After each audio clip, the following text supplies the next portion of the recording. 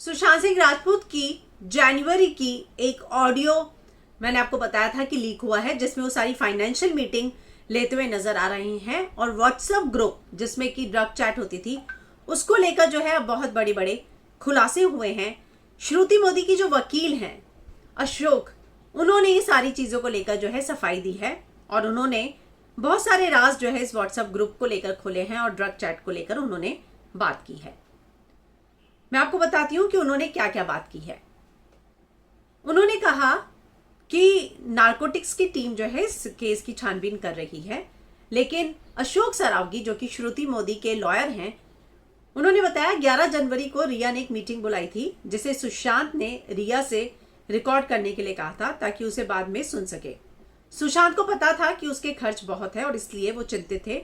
उन्हें अपने पैसों को लेकर असुरक्षा थी और इसलिए मीटिंग बुलाई थी।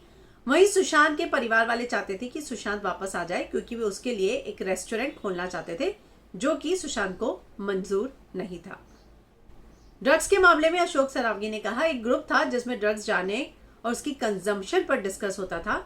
उस ग्रुप में सुशांत और रिया के अलावा सोहेल यानी कि ड्राइवर और बॉडीगार्ड, दोस्त आयुष शर्मा, आनंदी थे जो कभी कभी सुशांत के घर ठहर कर ड्रग्स लेते थे। उस ग्रुप में मौजूद हर कोई ड्रग्स लेता था। अजीब बात यह है कि ये लोग एजेंसी के सामने नहीं आए हैं। मैनेजर श्रुति को इन लोगों को बुलाने को कहा गया था, लेकिन उन्होंने मना कर दिया और उन्होंने कहा कि अगर उन्हें उनसे दोबारा ये पूछा गया तो वे ग्रुप छोड़ देंगी, इसलिए उनसे फिर ये नहीं पूछा गया।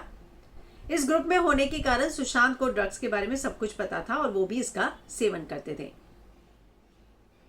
तो उनका ये कहना है कि ये लोग एजेंसी के सामने नहीं आए हैं। मैनेजर श्रुति को इन लोगों को बुलाने को कहा गया था, लेकिन उन्होंने मना कर दिया और उन्होंने कहा कि अगर उनसे दोबारा ये पूछा गया तो वो ग्रुप छोड़ देंगी, इसलिए उनसे फिर ये नहीं पूछा गया। उस ग्रुप में होने के कारण सुशांत को ड्रग्स के बारे में सब कुछ पता था और वो भी इसका सेवन करते थे। इनका ये कहना है कि मैनेजर श्रुति को इन लोगों को बुलाने को कहा गया था, लेकिन उन्होंने मना कर दिया।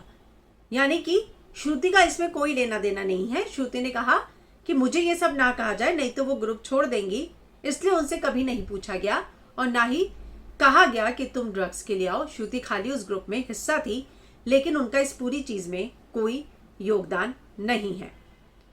सुशांत के परिवार ने यह कहा है कि 2019 में एक समय ऐसा था जब सुशांत की तीनों बहनें अपने भाई के साथ एक ट्रिप पर जाने का प्लान बना रही थी।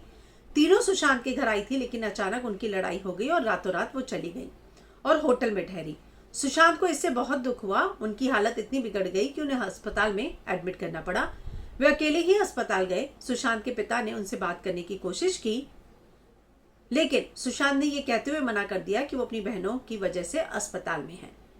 तो ये जो है श्रुति मोदी के वकील अशोक सरावगी ने आज तक को इंटरव्यू दिया है, जिसमें उन्होंने उस व्हाट्सएप ग्रुप के बारे में भी बात की है और वो ऑडियो जो है जो 11 जनवरी का बाहर आया है जिसमें फाइनेंशियल सारी डिस्कशन हो रही है उसके बारे में भी बात की है।